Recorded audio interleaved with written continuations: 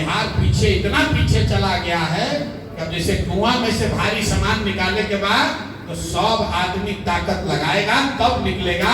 किसी एक प्रशांत किशोर के बस का बात नहीं है, सारे लोग लगेंगे तो सुधार निश्चित होगा। और आप एकदम भरोसा रखिए, बिल्कुल सुधार होगा। आपने कहा शिक्षा कैसे सुधारिएगा, कोई कह रहा इंडस्ट्री कैसे लाइएगा। आप लोग पढ़े लिखे लोग हैं, कोई ऐसा सवाल भाई नहीं थे जेकरा के आदमी गाँव गाँव नहीं थे पूछ ले और जेकर जवाब हम नहीं दे ले। आप कम से कम इतना तो कष्ट कीजिए कि जाके यूट्यूब पर देख लीजिए कि इंडस्ट्री लाने के लिए हमने क्या कहा है, शिक्षा सुधारने के लिए क्या कहा है।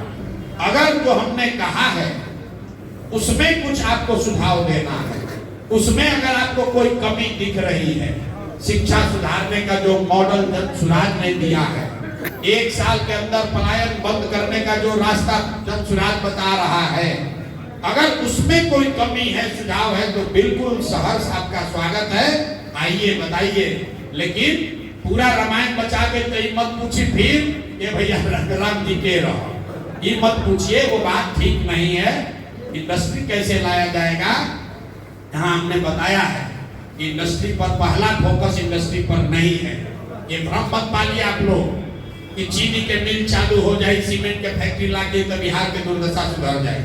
मोटे तौर पर आप समझिए, जब बिहार का सबसे गौरवशाली इतिहास था तब बिहार का पहचान क्या था? नालंदा, विक्रमशिला। जब बिहार ज्ञान की भूमि था तब देश का गौरव था। सीमेंट फैक्ट्री यहाँ नहीं थी, तब यहाँ चीनी मिल नहीं चलता था। जब तक अगर बिहार के गौरवशाली इतिहास को वापस लाना है तो इसको फिर से ज्ञान का भूमि बनाकर ही आपको गौरवशाली इतिहास ला सकते हैं।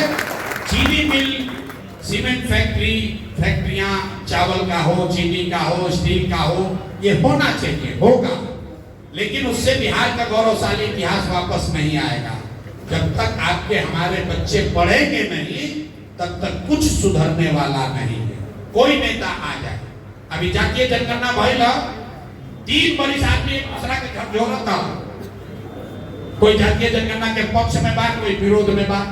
लोग बताइए, इतना आदमी जब बैठल बा, एक आदमी भी हाथ उठा के नहीं कह सकता है कि जातीय जनगणना के रिपोर्ट आपने पढ़ा है कि नहीं पढ़ा है। जे करैलस 500 करोड़ रुपया लगा के, उसने भी जातीय जनगणना नहीं पढ़ा।